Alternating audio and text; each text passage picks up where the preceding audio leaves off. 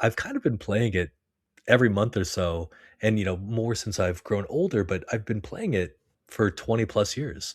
And other people remember it, and they remember it fondly. I remember talking to one of the designers, and I read the reason why he wanted to talk to me was because this was his first game and he didn't think anybody cared about it. And I was like, "Oh, no, no, no.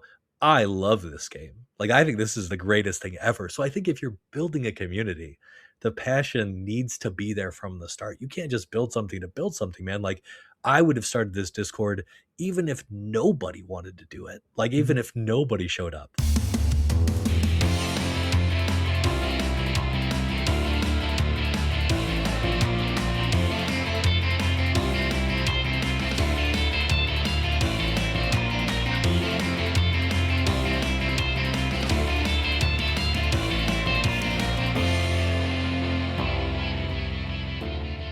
Hi, everyone. Welcome back to Millennium Edition. I'm Sean Douglas. I'm a writer, podcaster, and teacher. And today we are covering another fighting game. We're talking about X-Men Next Dimension. And we're doing so here with Ben, who also streams under the name Sandalwood Grips. Hi, Ben. Welcome to the show. What's going on, gang? My name is Ben. I have a YouTube channel over at Sandalwood Grips where I record and post comic book related video game stuff. But no, I'm super happy to be here. I'm a writer. I worked for Riot Games for 8 years out in Los Angeles. I've worked for Marvel Comics and Marvel.com. I'm a huge comic book collector. But I really like one special game that I think we're going to get into. Yeah. Yeah, for sure. I knew that this was a game I knew I would want to cover early on this show when I decided to make a podcast about this generation of video games. Just one game that looms large for me from my childhood is X-Men Next Dimension. And you just seemed like the person to go to talk about this game because I've seen you posting so much new tech that you're finding about the game. You're really the one who seems to be planting the initial seeds of a new community that might be forming around this game. So thanks for doing that. And thanks for being on the show here. No, happy to be here. I could talk about Next Dimension for days. It's definitely, like you said, a game that it looms large sort of in my memory as well. And I play it not every day, but I play it every week on stream, and it's just such a fun game. It's just such a fun game. Yeah, this is one that I feel is really underrated. People who might follow the different Soundstone podcasts have heard me talk about this game on Darren Hupke's show, Pixels and Polygons. We did one last year where we were talking about underrated games, and this was my pick to talk about in that episode. So I actually mentioned your channel last year on one of our podcasts too, Oh, well, one thank you time very much. back when I was kind of seeing what all was out there on the internet and what people were saying about this game because I knew I was going to talk about it on Darren's show, and in the process came across your channel. And we'll just for people that aren't familiar with this game, let's just start from the top here with some background about it. So X-Men Next Dimension is a 2002 fighting game starring the X-Men, and it's the third in the X-Men Mutant Academy series. The first two were PlayStation games, and then this one came out for the PlayStation 2, Xbox, and GameCube. The Xbox was they had kind of different things for different versions, right? So the Xbox had like an original stage and it had pyro in it. Yes, normal Xbox had Mhm. pyro and a special bar stage where you had a bar and then like a dining area and also an alleyway you could fight in. And then the GameCube one was the only one with the time attack mode, if I'm correct. Yeah, I think there was time attack and there's also team battle or team attack or something. It's basically like King of Fighters, and you could choose up to, I think it's 6 characters on a team, maybe it's 8, and you can face your team versus the CPU. And I think it's such a shame that you couldn't do King of Fighters 3v3 versus your friends. I think that would actually be a baller game mode for this game. Yeah, it looks like they all had the time attack, but team was unique to the GameCube one. So it was developed by Paradox Development, which eventually turned into Midway Los Angeles, right? Before then that went out of business.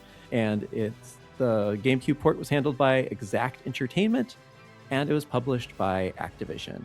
And we can go into some of the personnel on this game later if you want, because a lot of the people who worked on this have gone on to a lot of like big contemporary games as well. They're still out there. They're still making stuff. They've worked on the God of War series, Call of Duty, and they're definitely still making games. Um, Super prestigious roles too. I like to think of this game was sort of the Wild West of game development. These guys were fairly new to the scene, all of the at least all of the principal designers, and they went on I don't know if it was like sort of this magic pressure cooker, where they all learned a ton, but they've all yeah, like you said, they've gone on to really incredible roles in the game industry. So, yeah, we could absolutely touch on that. Yeah, this was always a pretty unassuming game at the time. It got fairly mixed reviews. It wasn't like they weren't terrible reviews, they weren't glowing. It was just kind of seen as an okay fighting game, one that maybe didn't have all the polish that some games did. But at the same time, it's very playable, right? It's like it's got some jank, but it's got like fun jank as opposed to like anything that's like actually game breaking. Still plays quite well, and it was bringing 3D to the series as well. So X-Men Mutant Yes, Academy and X-Men Mutant Academy 2 were 2D fighters. This one made everything 3D. Seems to borrow a lot from Dead or Alive in certain ways with definitely. the Counters. yeah, like how to like counter stuff, the scene transitions where you can like knock someone into something and they go Mhm. flying through a wall and suddenly you're jumping down a new ledge and you're in a new stage. But then it has a really creative meter management system too. Do you want to talk about how you manage your supers in this game? Yeah, yeah, absolutely. So, not only the meter management system, but you were saying something about the game not being game breaking, and that is so wildly untrue. This game, so there's a term in Japanese, it's called kusuge, Mhm. and that means like an utterly broken trash game, right? And that's what for anyone who hasn't played Next Dimension, X-Men Next Dimension, this game is absolutely busted. Every character can kill you off of a jab. So if they land one jab, your fastest attack, most characters have routes to build enough meter to kill you in one single touch. And there's a couple of ways to do that. There's some glitches. The CCR glitch is the combo counter reset glitch. There's so many fun, wild bits of tech that allow you to really crack the combo system wide open and just eliminate people. Just make it so they can't play the Yeah, game for if they sure, do for one sure. thing wrong. It's really, really fun, but like you said, that actually ties into the meter system. The meter system is really interesting. In a lot of games, you build meter by doing attacks and by getting hit. Now, there's no revenge system in this game, so you don't build any meter when you get hit. But the coolest thing is that you can transfer meter. So there's four stocks. There's a level one, a level two, a level three, and then once you've filled level three all the way up, you have access to sort of your ultimate super, your level four. But the best part is that all of these supers are unique to themselves. So there's a level one super, and if you're playing my favorite character, Cyclops, it's kind of like Guile's Flash Kick. It's like a super version. It launches, you can combo afterwards. There's some invincibility. You can use it to break out of string pressure. Really, really good. Um, then if you build enough meter, so 7 hits, 7 grounded attacks builds enough meter. So that's like a very easy combo. Some strings are 7 hits long, so you'll immediately have access to your meter. And then you can transfer that meter. So if you have 1 bar of level 1, so if you have your level 1 filled and you have your level 2 meter just halfway filled, you can press, I think it's L2 and triangle, and obviously it's different on other controllers, but you can transfer that meter and get a full level 2, which is a more powerful super. Cyclops jumps forward with a leaping overhead that's like, gosh, it feels like a full screen attack. Perfect whiff punisher. And then he does, a quarter of your life. Not a quarter, he does 7,000 damage, which is like a fifth of your life. So, yeah, it's really fun. And the way that you win is you find a route in your combo string, in your combos, that allows you to get to your level 3. Most characters, if you transfer to your level 3, it's some kind of nuke. Cyclops does, I think it's optic blast, something like that. And he shoots the ground and it's this big old explosion. Great super. Hits OTG. And yeah, it's an incredibly powerful tool.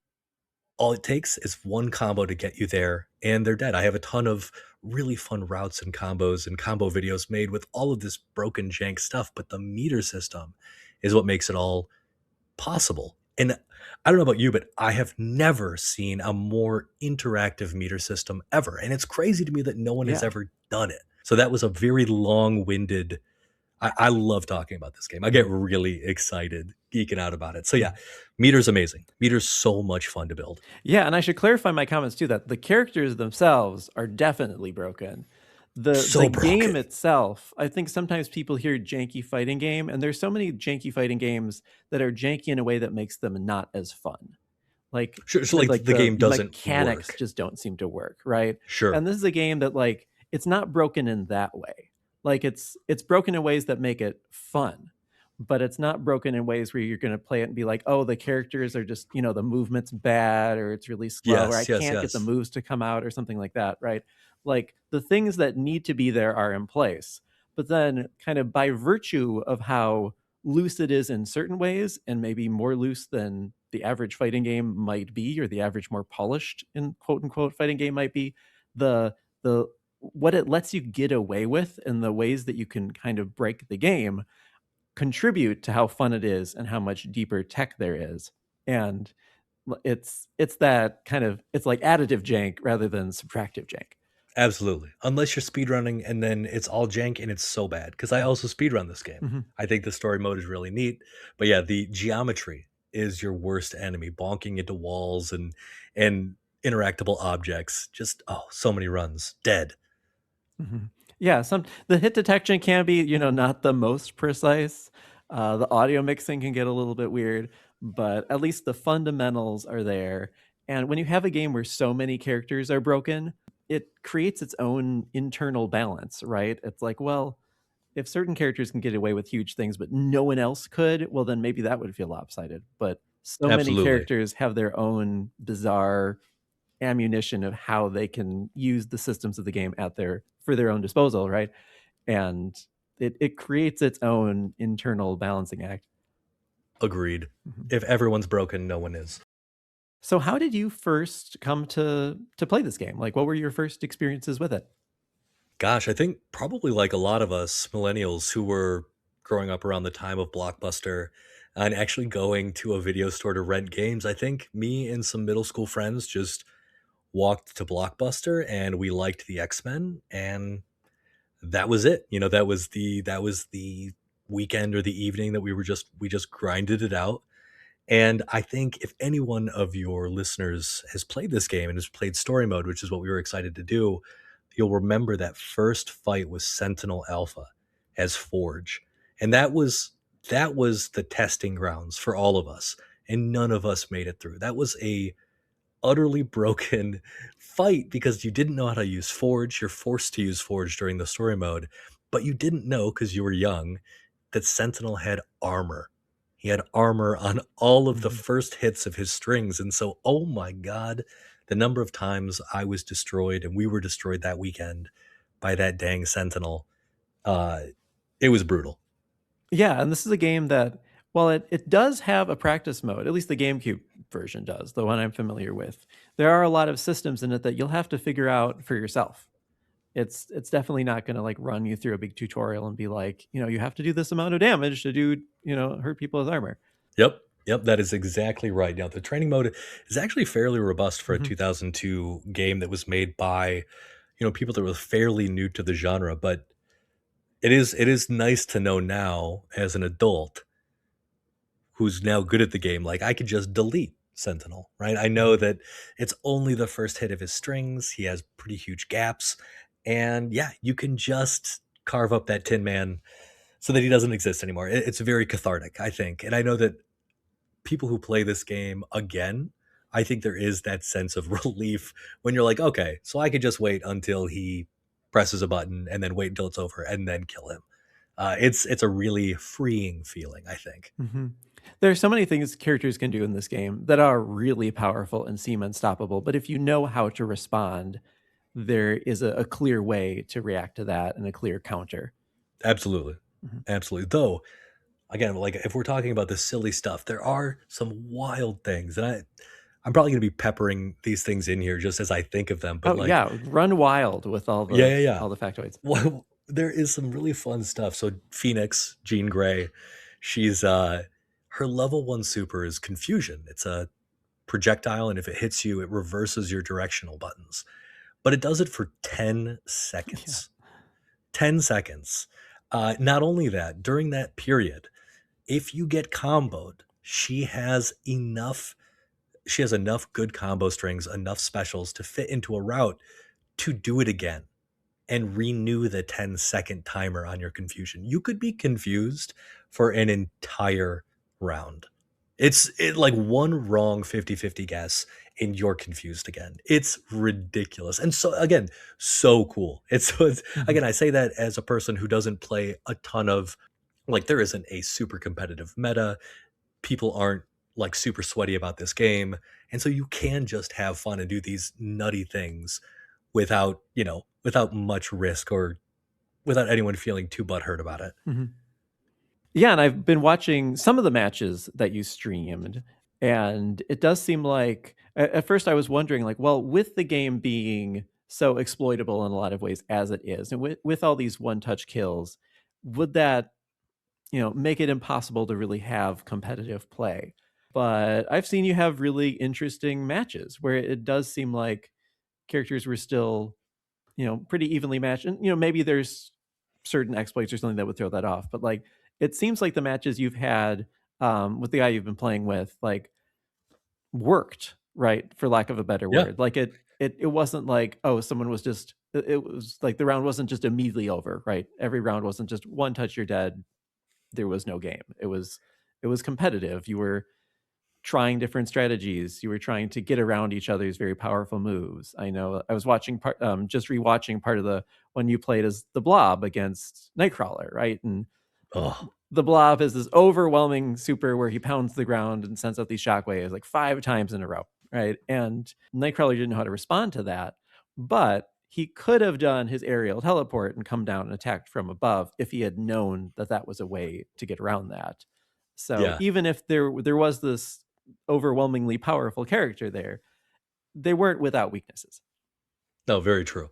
Yeah, Blob can't be thrown. He's a big boy, but he also is the slowest character in the game, though he is surprisingly nimble Mhm. while moving around the stage, just like eight-way running. That dude is quick on his chunky feet. But no, it's totally true. Like the one of the people that I play a lot with is Mad Crooked over Mhm. on Twitch, and he's super fun. He's really, really new to the game, but he has a good sense of what characters are capable of until I start breaking out stuff that he's never seen before. Because, of course, how could you see it? No one plays this game, right? So it's been really funny, like just deleting his life bar every once in a while, just with some jank stuff that he's again never seen. Like you said, Blob's level 3, the Earth Shaker kind of thing. You get bounced 5 times. I can grab you with this air grab, then I sit on your face and this causes a damage scaling reset, and then I just delete you from there. It's super fun, and now that he knows, he doesn't let me do that anymore, right? But or rather he won't. But there are some really tricky characters like um when you're super new to this game, there's an ebb and flow.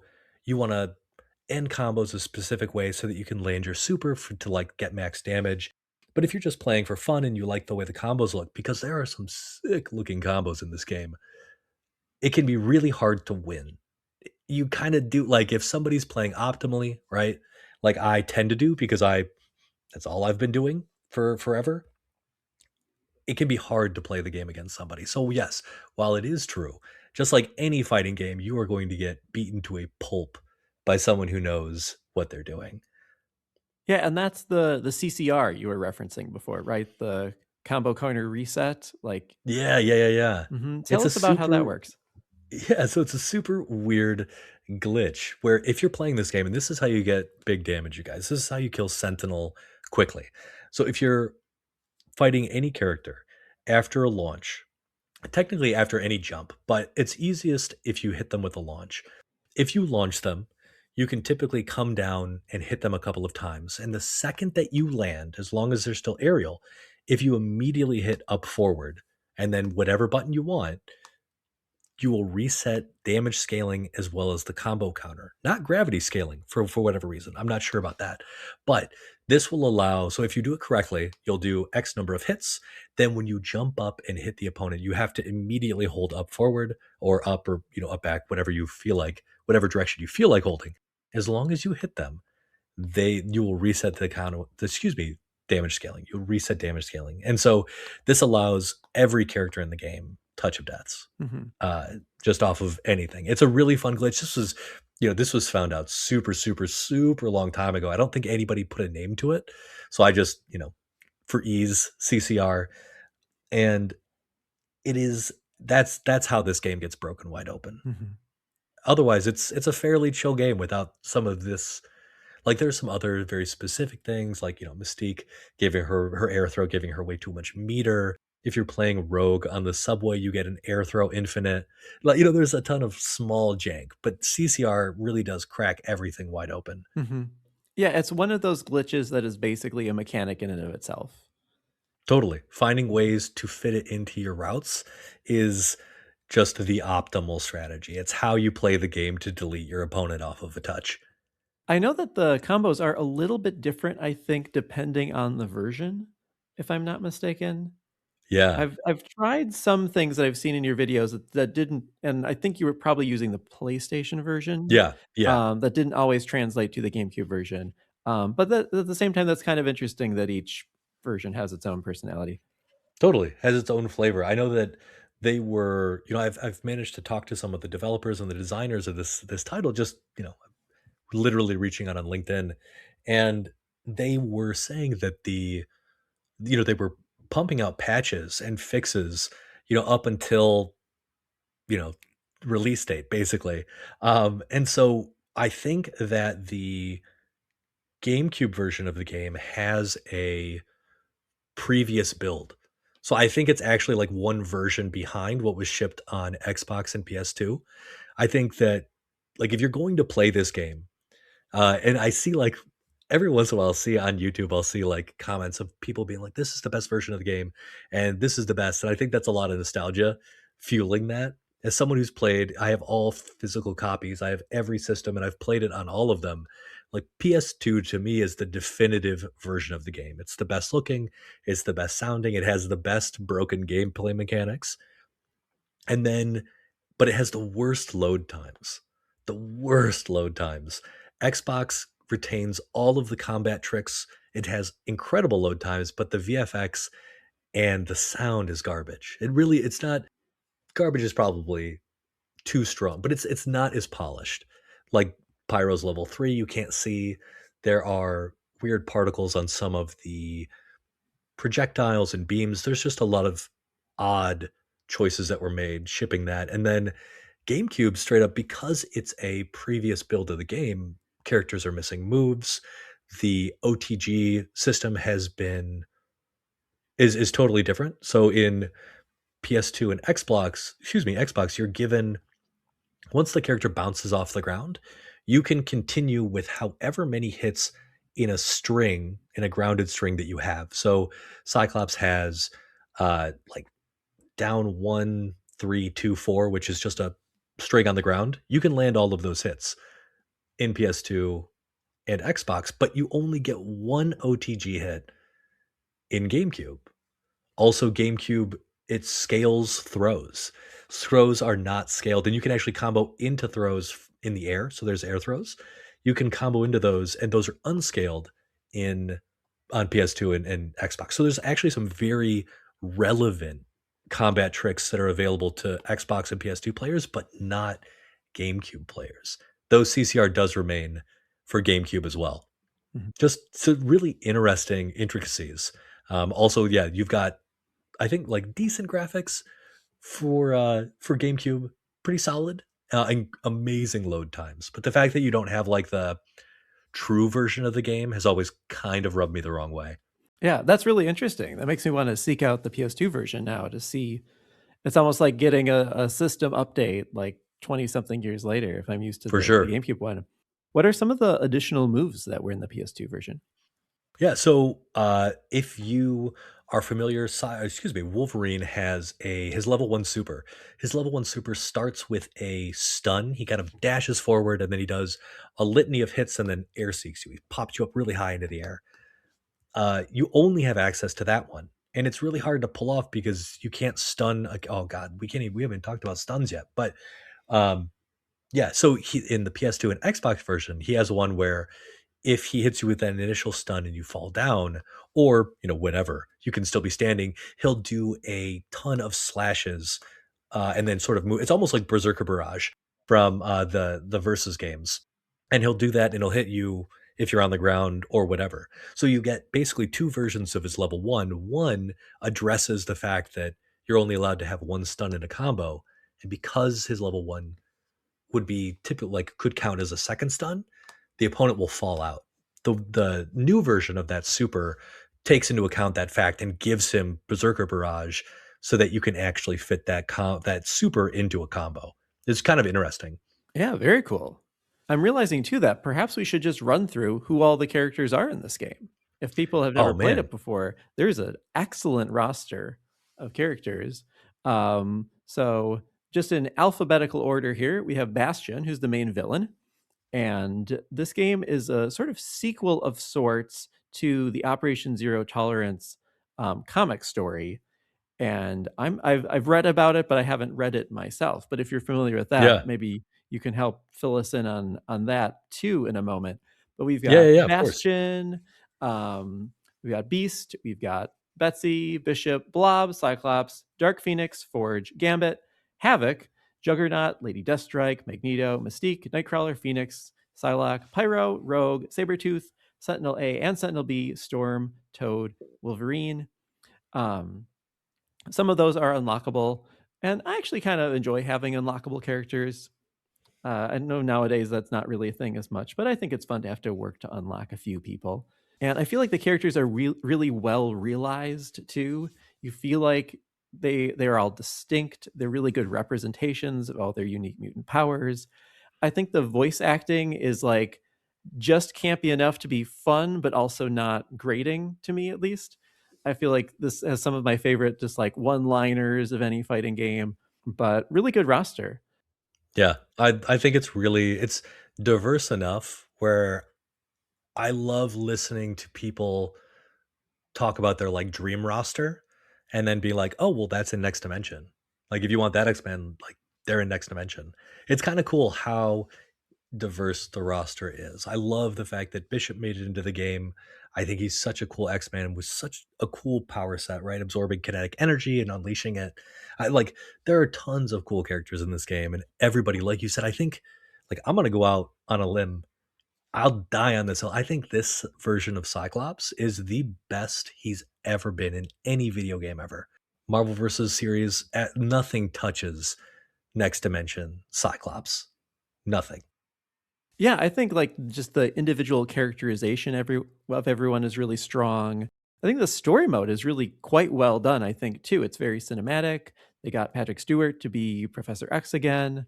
I think the story is pretty interesting for what it is, right? It's like, it's not hugely elaborate, but it's a story about Bastion trying to hunt down the X-Men and use the Sentinels to go after them. And like we've seen that in, a lot of X-Men stories, and you would be better informed than I am on like how it fits into the canon of everything. But I thought it was an interesting story, and I think it's always nice when fighting games have decent story modes, and this offers like a nice combination of single player modes, if you're not playing it with someone else. So pretty rich in content, all things being what they are. Yeah, no, I totally agree. You've got story mode, you have arcade mode. When you finish story mode, there's two endings. You can either get the standard ending where the X-Men defeat Bastion, or you can get the Dark Phoenix ending, which is kind of a secret, which is really neat. You can do arcade mode, which unlocks a sort of a character profile, and Patrick Stewart reads off their bio, which is kind of cool. And what's really neat is if you do Bastion, Sentinel Alpha, or Sentinel Beta, the I want to say like the oh gosh, I can't even remember if it's the FBI or whatever the Operation Zero Tolerance is, but they sort of wipe it before you can even read it. So that's really cool. It's like Mhm. they're actually deleting it from your game. Then you have survival, at least on PS2, you have practice and survival, and every character has 8 costumes. So like you end up if you really feel like it, you can spend a ton of time, beating everybody's arcade mode. You can do survival mode and get everybody up to 40 wins, which can be brutal for, or maybe it's 30 wins, can be brutal for some characters. There's a ton of stuff to do, especially on GameCube, right? Which has all those extra modes as well. Yeah, I think the costumes are really nice, getting so many of them, and I think just having unlockables, like things that motivate you to wanna play every mode. Not that they're not just fun in of themselves, but I like having that carrot and having something to pursue, and I feel like even, like, having the game as long as I have, like, there's plenty of costumes I haven't unlocked. There's plenty of things I could still do in this game if I wanted to really try to be a completionist. So Totally. it's nice that it is so generous with that. And I do love the story. Like, I think it is cool that if you guys haven't played, the story is that sort of Bastion is playing everybody, and all he really wants is Forge. He hires the Brotherhood of Evil Mutants to do his bidding, and he kidnaps Forge to have him sort of mind wiped and brainwashed to create power dampening technology to basically remove the X gene abilities from mutants, which is like that is a cool storyline. Like, I like that as somebody who's been reading X Men for 30 years at this point. Like, that was a fun one in 2002. I thought that was clever. I liked it. And no, the story mode is really great. There's some great voice acting, like you said, some Mhm. hammy stuff. There's nothing quite as good as like Wolverine's lines from the original X-Men series, where like he's like scaling a sentinel and being like, I'm gonna send you back to Oz, Tin Man. Right? Like, there's nothing that good. But there's some cool stuff in there. Yeah, they're hammy and quippy and, you know, Cyclops saying heart is what wins battles and all that stuff. Like Oh yes, it's like yes. just corny enough, but it's also kind of like endearing at the same time. Heart is what wins battles. Your gifts shall prove ineffective against our technology.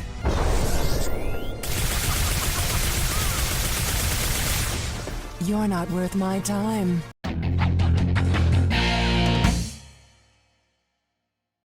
So one reason that I wanted to cover this game is because I did think it was exciting to cover a community that was just starting to form around a game that had been around for a long time, but not explored to its potential, and to see people coming back to it more than 2 decades later.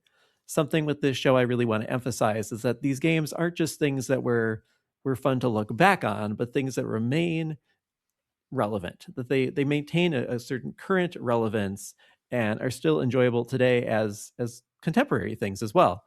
And I think this is a great example of someone taking something that's from the past and making it feel very current and still very relevant. So, a central question that I'd like to look at then for the rest of this episode, not that we can't keep jumping around to different things too, but what is it like to take a game that doesn't really have a scene and to more or less create it yourself? Because since you've started posting these videos and looking at all this tech, it does seem like your channel's been growing and you've got a growing Discord and you're finding more people that want to play this game or seem to have experience with the game. And even if it's all still very new, it feels like there's the start of something. So how did you go about that and how is that going? That's a wonderful thing to think about. Like, do I do I think there's a scene? I think that there is. When we say scene, I think there is like this. There's this power of nostalgia that I think is very. I think it's ever present now that we can look back at any game or any cool thing we remembered as kids, and it's suddenly we're flooded with videos about it on YouTube. And for me, that was sort of like, I've always loved this game, and I've kind of been playing it every month or so, and more since I've grown older, but I've been playing it for 20 plus years. And other people remember it, and they remember it fondly. I remember talking to one of the designers, and I read the reason why he wanted to talk to me was because this was his first game and he didn't think anybody cared about it. And I was like, "Oh, no, no, no. I love this game. Like, I think this is the greatest thing ever. So I think if you're building a community, the passion needs to be there from the start. You can't just build something to build something, man. Like, I would have started this Discord even if nobody wanted to do it. Like, even Mhm. if nobody showed up. Like, it's there because if other people like Next Dimension as much as I do, I want to provide a resource for them to find cool things, to talk to me about the game. I think outside of the designers, I probably understand the game better than anybody else on the planet at this point. And I don't say that to brag. I mean, like Yeah, literally it's nobody has true. played Yeah. it quite as much as me. Mhm. So it's been really neat finding other people who either remember it really fondly and will just comment on YouTube being like, "Man, this is a really fun game." And I think I don't know about you, and maybe you can when COVID hit, I felt like we weren't allowed to do things that were new, right? You're stuck at home, blah, blah, blah. I felt like during COVID, nostalgia really carried a lot of people. And for me, like, I don't know if I really started posting more during COVID, like more Next Dimension content, but I feel like that's where a lot of people found me. Was like, they're like, they're kind of going back to the stuff they loved because they couldn't find new things. And Next Dimension has a really, really fun following. So I built the Discord for other people who like the game. And it turns out like a couple of people don't mind trying to play the game. I found out that Silent Protagonist, he's a speedrunner and gamer. He had done speedrunning for the title. And I've been obsessed with games done quick and people finding strategies. And I thought, well, maybe I could try it. And the nice thing was I knew everything and Silent Protagonist kind of was like, "Okay, you go ahead and beat the time, like have fun," right? It wasn't super competitive or anything, just and I was trying to help him, but he had moved on to other titles at that point. And so we stay friendly, but I was like let me unlock the potential of this game. So it's really fun. Like I'm able to beat the story mode now and I think my fastest time is 14 minutes or something like that. And I would love to have more people on the scene, but really the community was built out of love, just my love for the game and inviting people to love it with me. If that makes any sense. It sounds kind of hokey, but like It's not that's why I hokey at set up the all. space. No, no, yeah, it's not hokey at all. I think that, like, if you're gonna build this, right, like, it has to come from an authentic place, like, it's gotta be something you really love, and I think that love really shines through, and that's what it takes to discover all these new nuances. Because it's, like, helping other people, not only are you enjoying something you like, but you're helping other people enjoy it even more and see new things and see the game through your eyes and through the lens that you approach it from.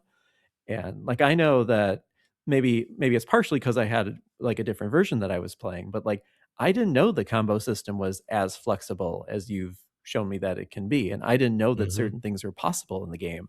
So, if I'm watching videos of, like, Bishop juggling people on his lasers in interesting ways, like, I'm seeing that and going like, "Oh, well, this game is even cooler than I thought it was. I didn't know that you could pull off that kind of stuff in it."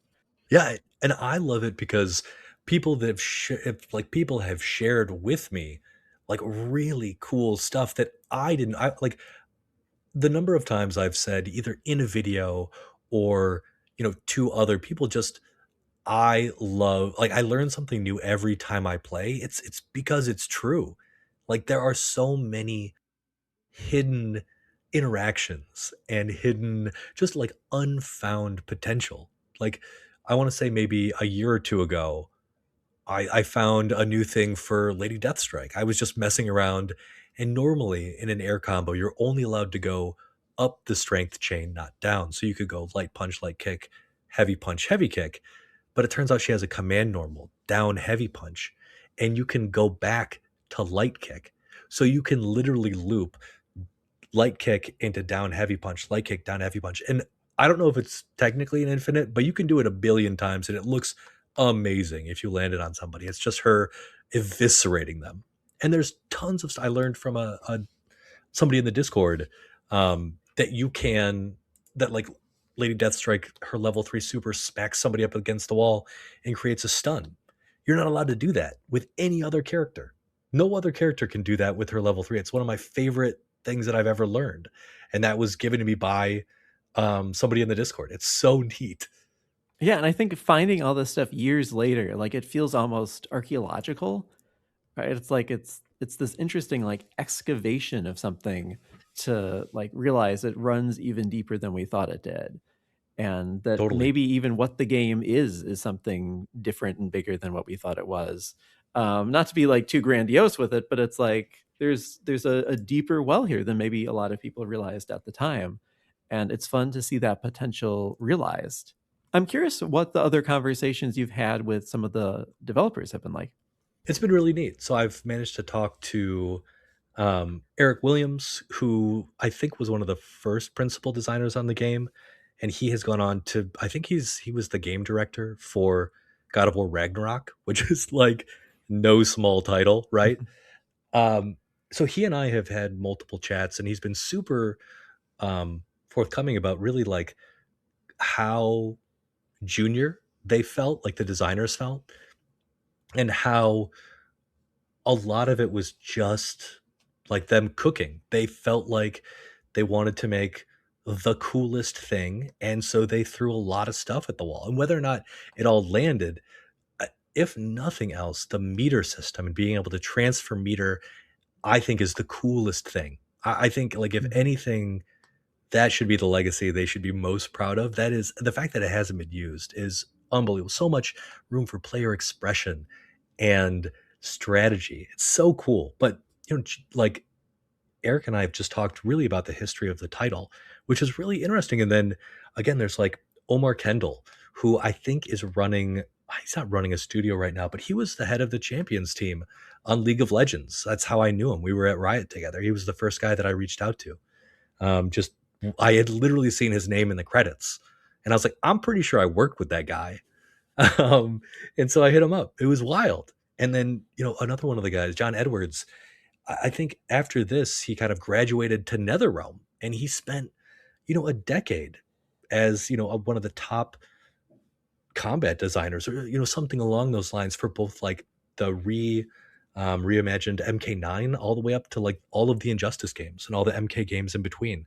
So just some really talented folks that worked on this title, and taken some of their magic, some of the magic of this game, and taken it other places. It's really, really, really neat. Yeah, that's neat that you've been able to connect with them and that they had these memories to share about it.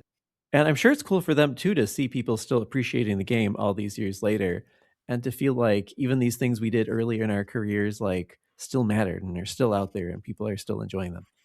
That's got to be the best feeling. Something that you no doubts poured tons of time and effort into.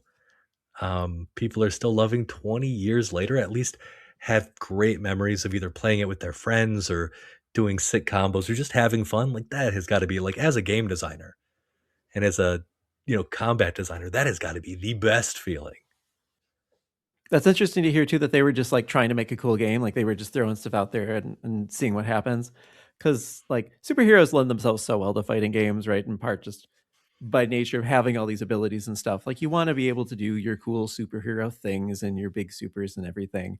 And I can see them just being like, well, let's just have really good versions of all these characters. Maybe they're not prioritizing balance. Maybe they're not prioritizing these other things. They just want them to be fun to play as. I feel like I really see that in the final result of what they got. And that maybe some games would have checked the power levels a little bit more or been a little bit more concerned about balancing certain things or not letting things get too hairy. But by virtue of just focusing on like let's make it fun. Let's make the characters able to do cool stuff and let's take off some of the guardrails that you might normally have in a fighting game and see what happens. It's neat that they did that and I think it works in the game's favor. Absolutely. I think if you go into the playing next dimension, like it's a robust, balanced, competitive experience, I think you're losing all of the charm of the game. And I'm sure that the designers now would be kind of like shaking their heads and sort of grinning ruefully, like, why are you showing them the tattered remains of this game, right? Like how broken it is. But hopefully they at least notice, or at least they acknowledge that like what they built was really, really cool.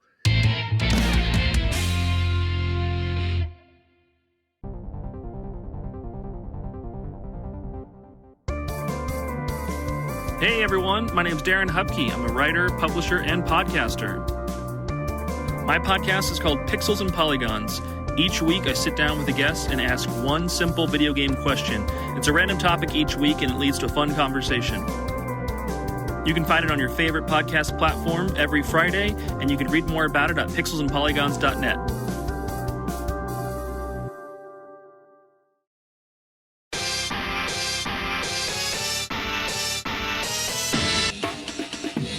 Listen to Flashback 64, the chronological Nintendo 64 podcast. Hosts Gooey, McKenna, and friends flashback to the 90s and early 2000s with a look at the Nintendo 64's catalog and its contemporary cultural and historical context. Starting with the console's launch titles and proceeding in release order, we discuss classics like GoldenEye, Super Mario 64, and Star Fox 64, as well as some not-so-beloved games, lesser-known titles, and everything in between. Along with game-specific deep dives, we also cover other bits of pop culture from the time, like films, music, and more. Subscribe wherever you get your podcasts.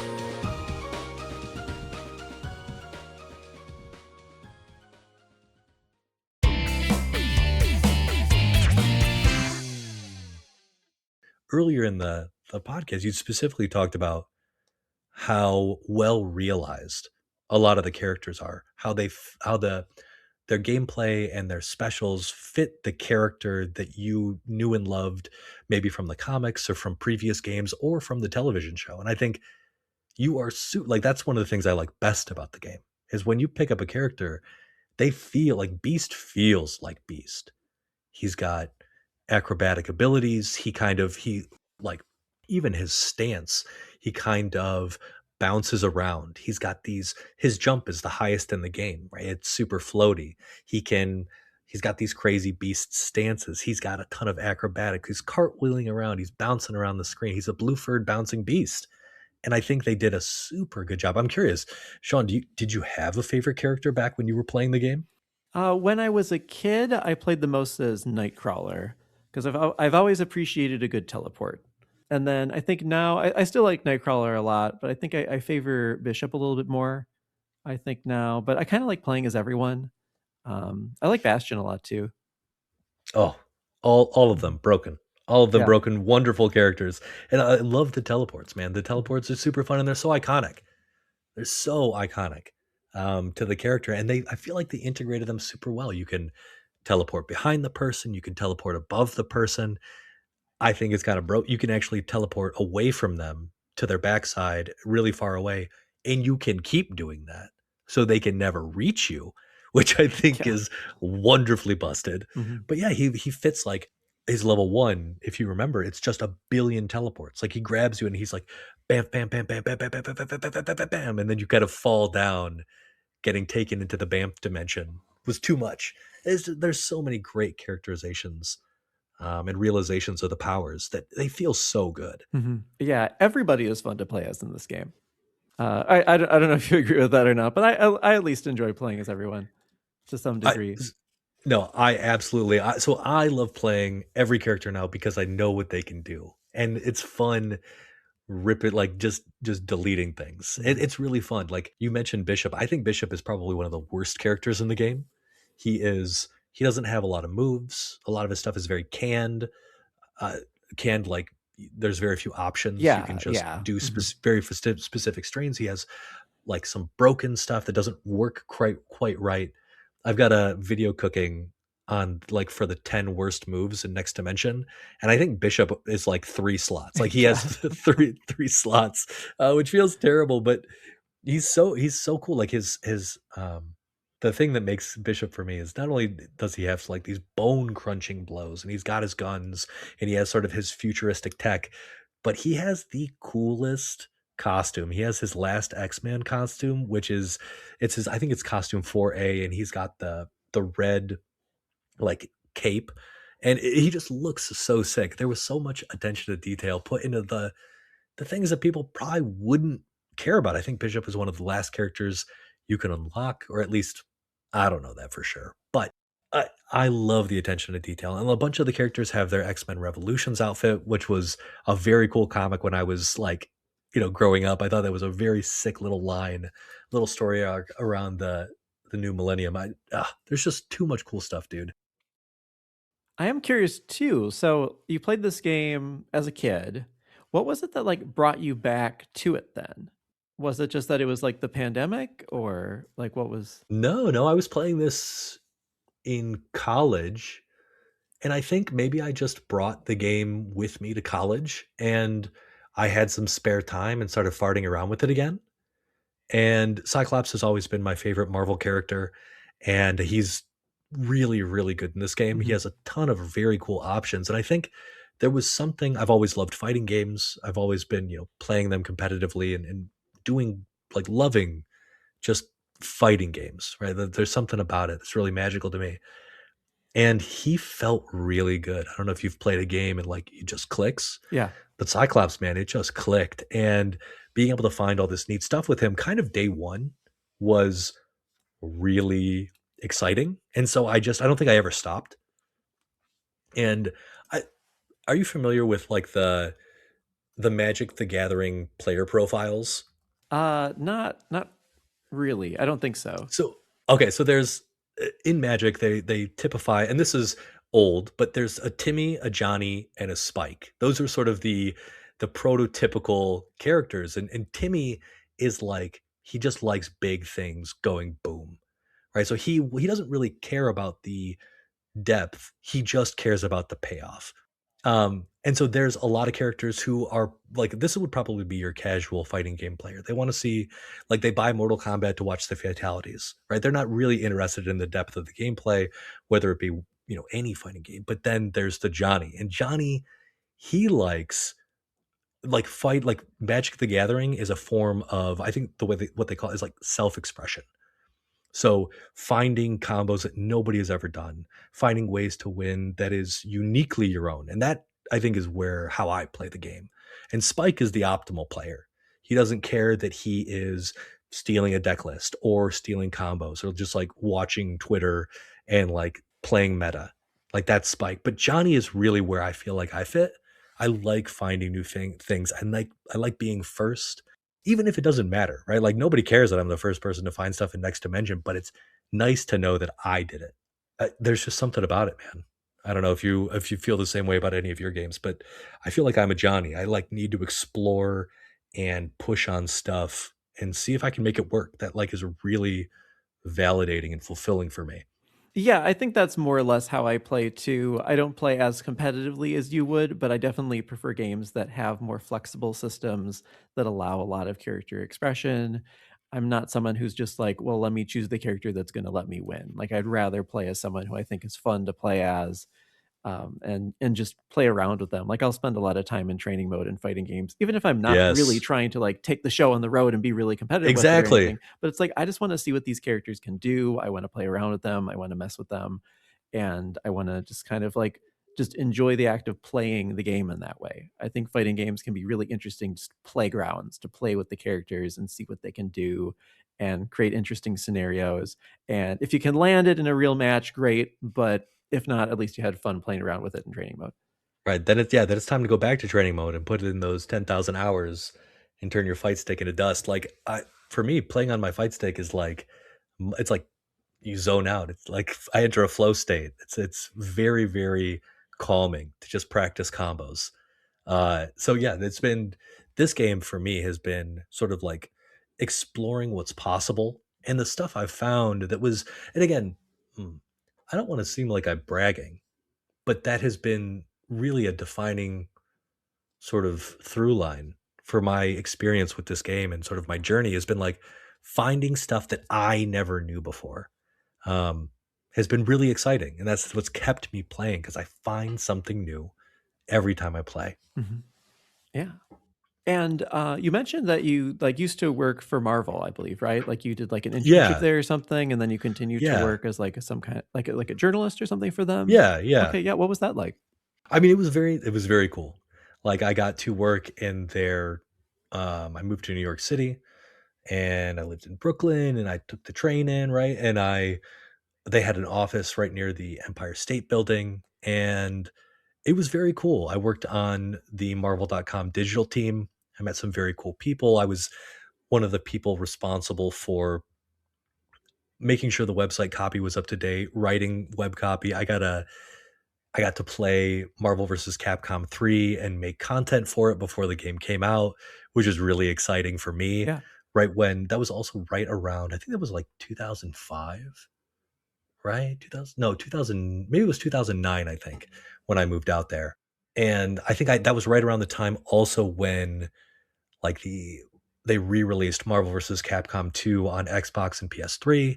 So like again, there was like a whole bunch of cool stuff happening right in that period. And then, just so happened I created some pretty solid friendships. And so I ended up writing um I ended up writing Marvel Unlimited Highlights, which was like sort of a weekly piece all about their unlimited comic service, right? I think it's still around, Unlimited Highlights, or excuse me, Unlimited Comic Marvel Comics Unlimited. And then I interviewed comic book creators, which was super fun. If you are into comics, I have 10,000 comic books. I have pages of original art from my favorite creators. Like I've spent a lot of time building a really cool collection. So being able to talk to guys like Ryan Stegman and like just like top flight comic creators was really, really, really cool. Um, yeah, Sign of Grace. I like who else did I talk to? I talked to this has been it's been a long time. And all of my you know what really stinks? You mentioned you were a journalist too, right? Yeah. Yeah. I used to be a theater journalist.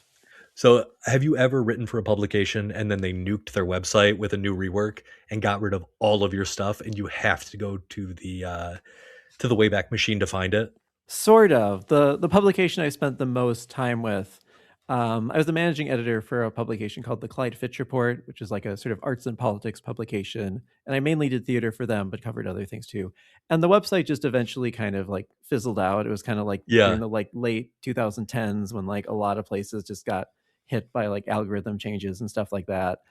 And so I'm still friends with my former boss there. And he said that he's like saved all the articles, even if the site isn't like out there anymore. And Yeah. we've talked about maybe trying to like republish them somewhere or something, just so they still kind of live on somewhere.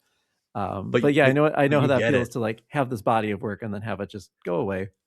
Like literally just go away, just disappearing. So that is kind of weird. But I got to talk to one of the cool things is like I said, I'm really into fighting games. So right around this period where like MVC2 had come out again and MVC3 was dropping, I got to I like literally pitched a series. I was like, hey, look, can I talk to my favorite like fighting game YouTubers basically? And during this period, and that was like whether or not you know these guys, but like Justin Wong, I talked to Justin Yeah. Wong, I talked to Ultra David, I talked to James Chen, I talked to Mike Ross, I talked to Combo Fiend, I talked to Gutex, like all of these really cool characters who were playing these games around that period. I got to talk to just because I did a story with them about Marvel.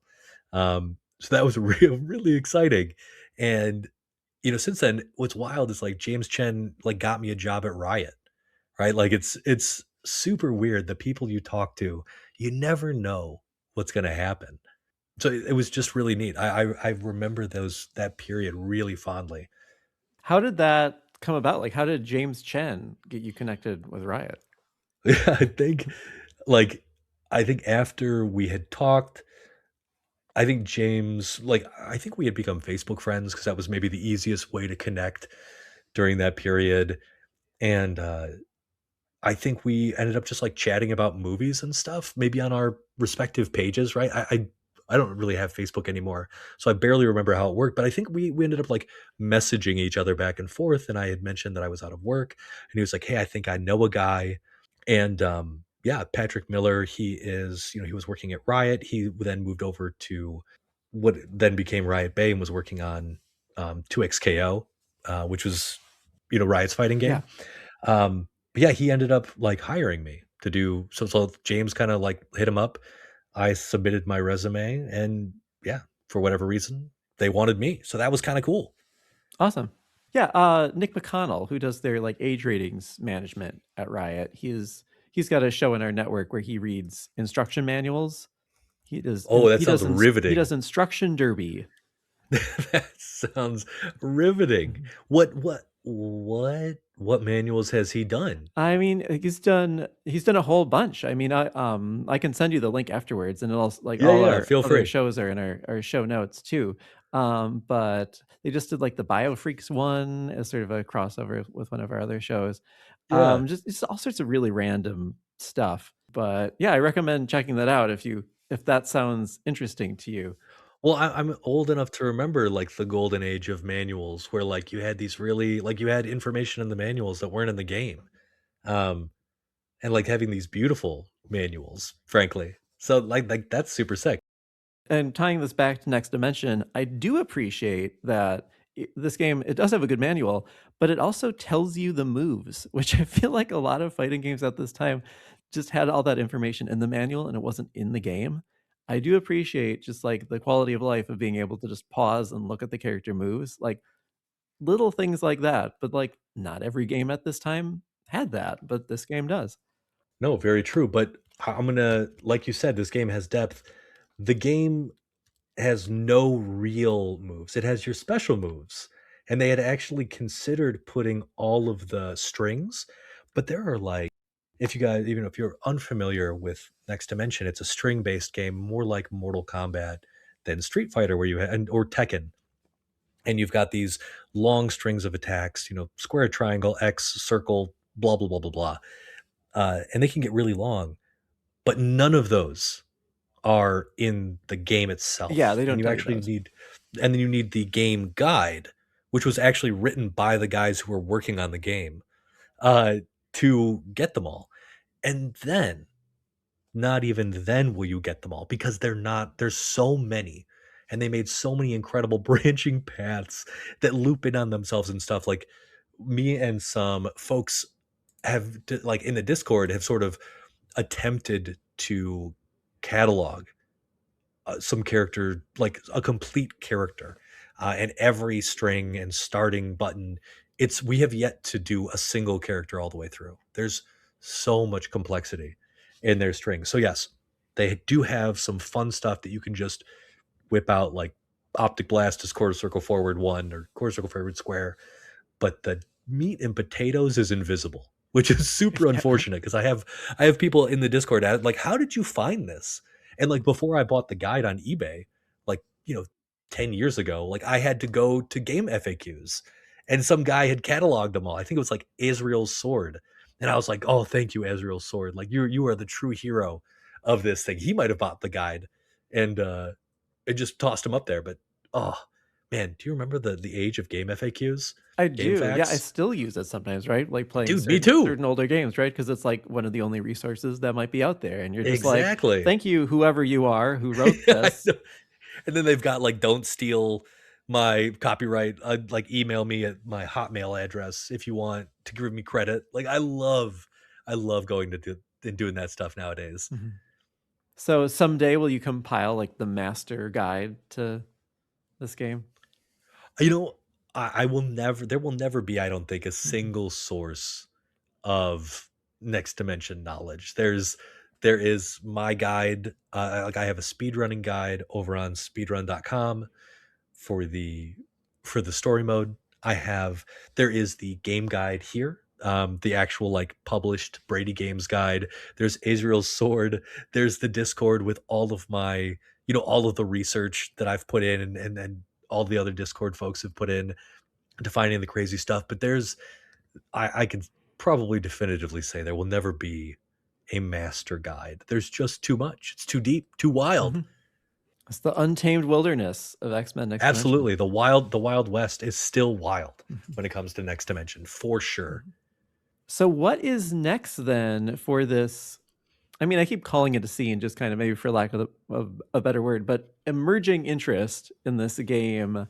Do you think that you would be able to corral, even if it's just like, I know we talked about the idea of like there being a tournament for this game, and in my mind, I was thinking tournament being like 4 people. I don't know if you were thinking of imagining something bigger than that, but do you think if you wanted to have like the first competitive tournament in this game, there would be like 4 people or 6 people or something around to have something like that?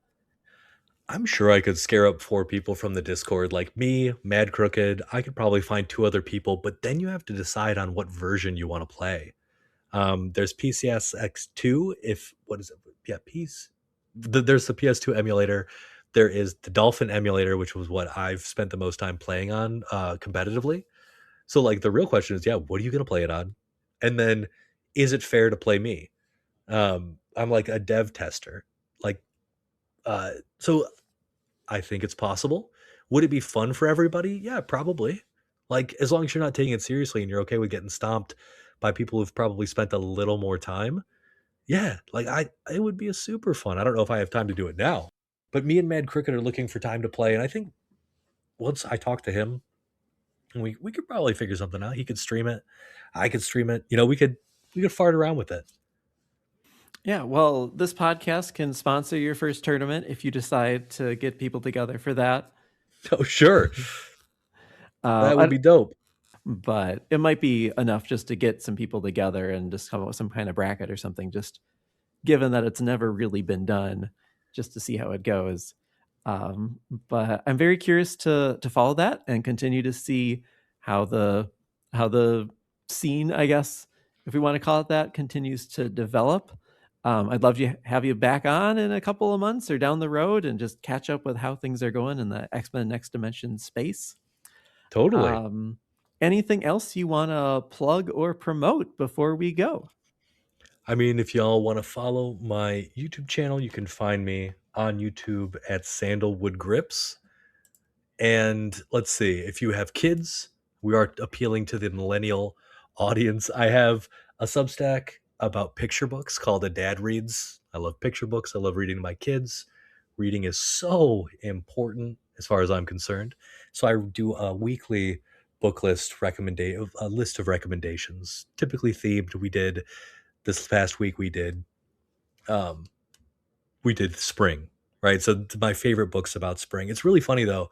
I don't know if you felt like this at all, but like I used to be just a gamer and now I've got 3 kids and I used to just like be in school and work and I didn't have children and now that I'm almost 40, it's like, okay, well now I'm playing video games on YouTube. It doesn't feel like I'm grown up, right? Like I think like the goalposts have moved since our parents were parents. Does that make sense? Yeah, definitely.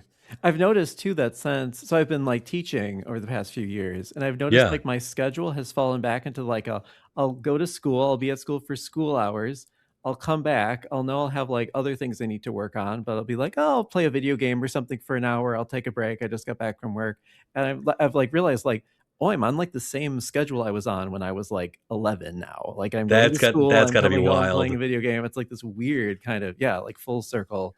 Here I am as an adult going back to the same academic kind of schedule. I think about that as an adult. Like I always think about like what our senior living centers will look like, and I hope there's video games. Mhm. Like I hope there's high def TVs and somebody's brought a console because I want to play video games when I get old. Yeah. And they'll still be discovering a new tech in X-Men Next Yeah, Dimension. I think that's probably true. We have decades of tech left to discover. Mhm. All right. Well, thank you so much, Ben. Thanks for being here on the show. I'm looking forward to digging back into X-Men Next Dimension now and watching more of your videos and seeing what all I can get to work. I know I'm not at your level, but I still enjoy messing around with it too and seeing what kind of tech that I can make happen. Hey man, you're in the Discord. You hit me up anytime. We'll work through it together. No, it was a pleasure talking. I could talk about this game for days, weeks, months. I love X-Men Next Dimension. It's very near and dear to my heart. So yeah, if any of your listeners want to hit me up on YouTube or on Discord, Yeah, join the Discord. Join the X-Men Next Dimension party. yeah, send me a line and we'll connect. But yeah, this has been an absolute pleasure. Thanks so much for reaching out. Millennium Edition is an original podcast from the Soundstone Podcast Network. It is created and produced by me, Sean Douglas, and co-produced by Gooey Fame and Darren Hupke. Our show art is by Andrew Elmore, and our theme music is by Duncan Pixel T. Smith.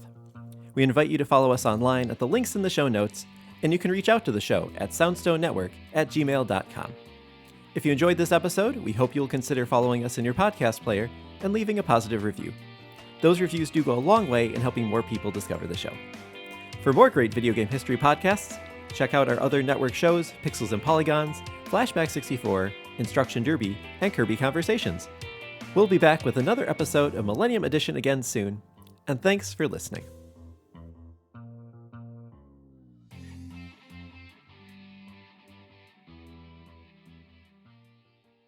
Be careful, my children, and good luck. Oh, hi. I didn't see you there. I'm Nick McConnell, and you caught me reading the instruction booklet for Street Fighter II in preparation for my weekly stream Instruction Derby, where I take a look at the creative, fun, and sometimes bizarre lost art of video game manuals. Did you know that, according to the manual for Street Fighter II on the Super Nintendo, Ryu was born in 1964, making him 62 years young, canonically? Happy birthday, Ryu. You're looking great. Did you also know that, per the manual for Laser Invasion on the Nintendo, the UN enters a conclave in order to select a new commando? Or did you know that the dancing enemies in Super Castlevania are named Paula Abgul and Fred Askare? These important facts and many more are discovered every Wednesday at noon Pacific on Instruction Derby over at internet website twitch.tv/Nick McConnell, part of the Soundstone Network.